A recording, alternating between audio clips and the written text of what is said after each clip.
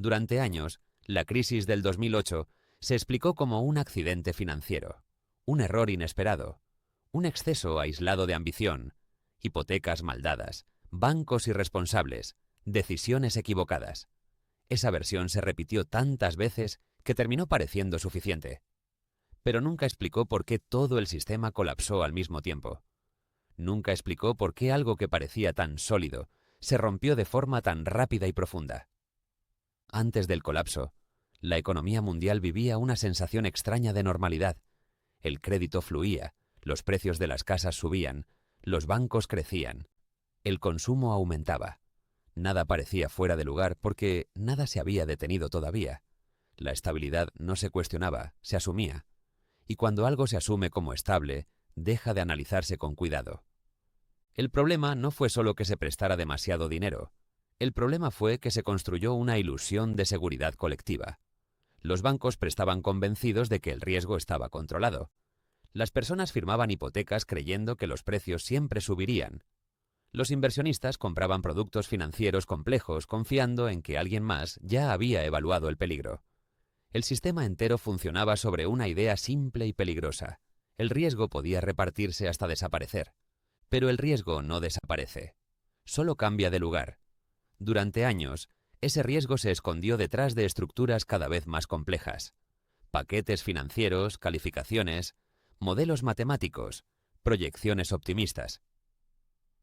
Todo estaba diseñado para que nadie tuviera que mirar el panorama completo. Cada actor veía solo su fragmento y asumía que el resto estaba bajo control.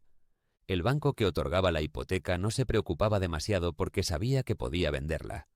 La institución que la empaquetaba no se sentía responsable porque solo estaba estructurando productos. Las agencias calificadoras confiaban en modelos que asumían que los precios nunca caerían de forma masiva. Los inversionistas compraban porque el sistema entero les decía que era seguro. Nadie sentía que el riesgo fuera realmente suyo. Mientras tanto, las señales estaban ahí. Endeudamiento creciente, ingresos que no crecían al mismo ritmo, personas pagando casas que apenas podían sostener, una dependencia cada vez mayor del crédito. Pero esas señales no se sentían urgentes porque el flujo seguía. El dinero seguía entrando. Las casas seguían subiendo. Y mientras el movimiento no se detiene, la fragilidad pasa desapercibida. La crisis no empezó el día que los mercados cayeron. Empezó mucho antes, cuando se diseñó un sistema que solo funcionaba si nada salía mal. Un sistema que no estaba preparado para fallas simultáneas. Un sistema que confundió estabilidad con continuidad. Mientras todo avanzaba, parecía sólido. En cuanto algo se detuvo, la estructura completa se tensó. Cuando los primeros incumplimientos aparecieron, el problema no fue solo que algunas personas dejaran de pagar. El verdadero problema fue que nadie sabía con claridad dónde estaba concentrado el riesgo. Nadie sabía qué instituciones estaban realmente expuestas. Nadie sabía qué balances eran confiables y cuáles escondían fragilidad. Y cuando no hay claridad, la confianza se rompe. La confianza era el verdadero pegamento del sistema. Los bancos confiaban en otros bancos. Las instituciones confiaban en los mercados. Los inversionistas confiaban en las calificaciones. Cuando esa confianza empezó a desaparecer, el dinero dejó de moverse, no porque no existiera, sino porque nadie quería ser el siguiente en descubrir que estaba sosteniendo algo que no entendía. Ahí es donde la crisis se volvió visible, no como un error puntual, sino como una reacción en cadena. Los bancos dejaron de prestarse entre ellos. El crédito se congeló. Un sistema que dependía del movimiento constante se encontró inmóvil, y en ese momento quedó claro que la estabilidad que parecía tan sólida era en realidad extremadamente frágil. Esta es la parte de la historia que casi nunca se cuenta completa. La crisis del 2008 no fue solo un accidente financiero, fue el resultado inevitable de un diseño que premiaba ignorar el riesgo real mientras todo funcionara. Y cuando ese diseño se enfrentó a la realidad, no falló lentamente, colapsó. Aquí no estamos hablando todavía de culpables ni de soluciones. Estamos entendiendo algo más importante, que el sistema no estaba construido para resistir errores, sino para ocultarlos mientras fuera posible. Y cuando los errores dejaron de ser ocultables, todo se rompió al mismo tiempo. Esta es solo la primera capa, porque cuando la confianza se rompe, las consecuencias no se quedan en los bancos, se extienden a todo, Y eso es lo que viene después. Cuando la confianza empezó a romperse, el problema dejó de ser técnico y se volvió sistémico. Los bancos ya no dudaban solo de los demás, dudaban del sistema completo. Nadie sabía con certeza qué instituciones estaban realmente expuestas, ni cuánto valían en realidad los activos que circulaban por el mercado. Esa incertidumbre fue suficiente para paralizarlo todo.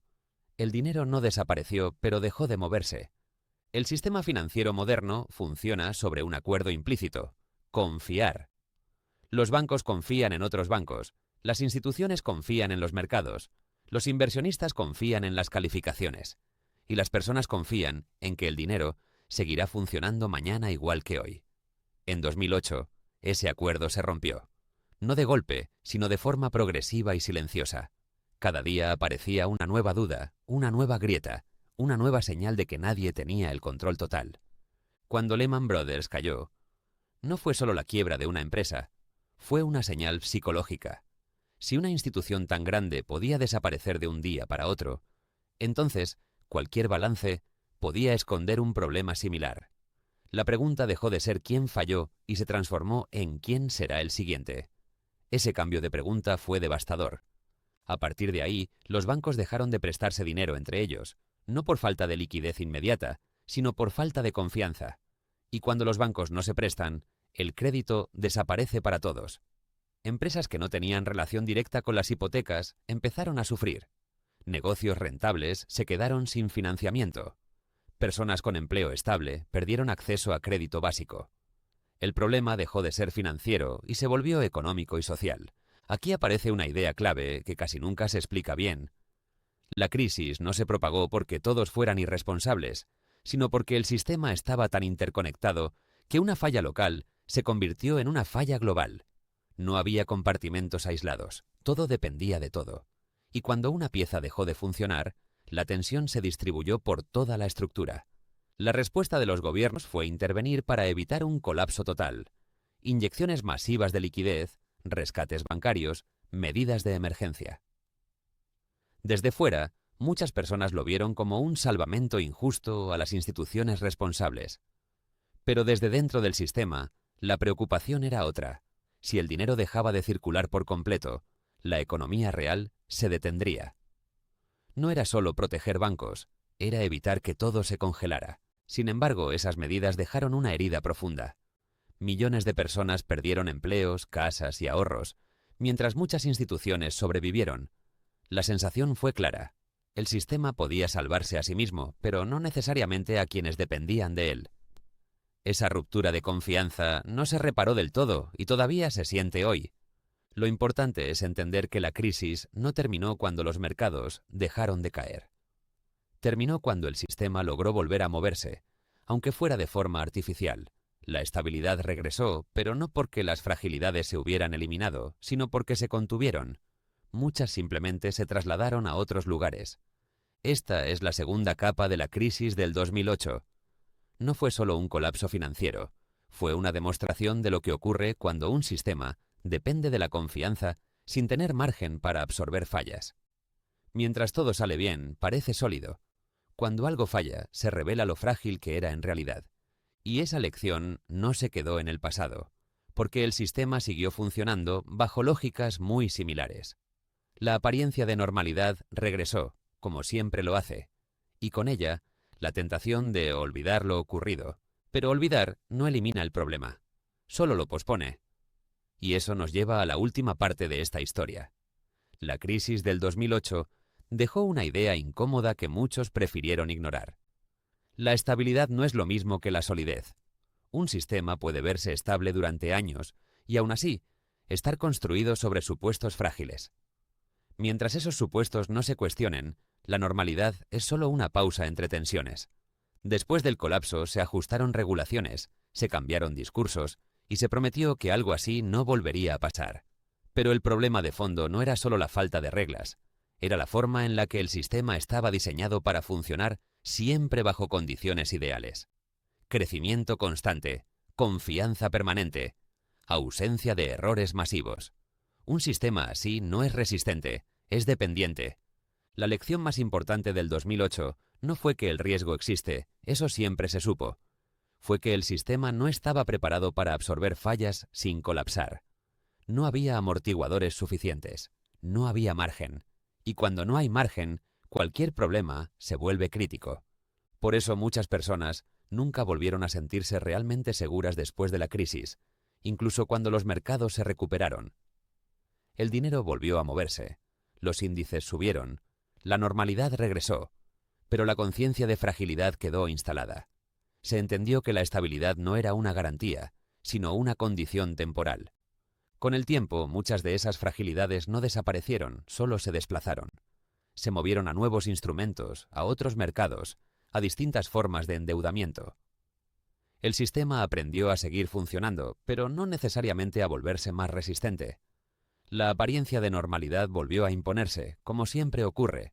Por eso la crisis del 2008 sigue siendo relevante hoy, no como un evento histórico aislado, sino como un patrón, un recordatorio de lo que ocurre cuando se confunde estabilidad con ausencia de problemas visibles. Los sistemas más frágiles no son los que fallan rápido, sino los que parecen funcionar perfectamente hasta que dejan de hacerlo. Entender esto cambia la forma de ver el dinero y las decisiones financieras. Ya no se trata solo de crecer, invertir o avanzar, sino de preguntarse si la estructura que sostiene ese crecimiento puede tolerar errores, pausas y cambios. Si no puede, entonces el problema no es el rendimiento, es el diseño. La crisis del 2008 no fue solo una caída del mercado, fue una advertencia. Y las advertencias no pierden vigencia con el tiempo, solo se olvidan cuando la normalidad vuelve a sentirse cómoda. Si este video te ayudó a entender por qué la crisis del 2008 fue más que un accidente financiero, compártelo con alguien que también quiera comprender cómo funcionan realmente estos sistemas. Suscribirte no es para prometerte certezas, es para seguir cuestionando las ideas que damos por hechas sobre el dinero, el riesgo y la estabilidad. Aquí hablamos de entender qué vale la pena sostener y qué no.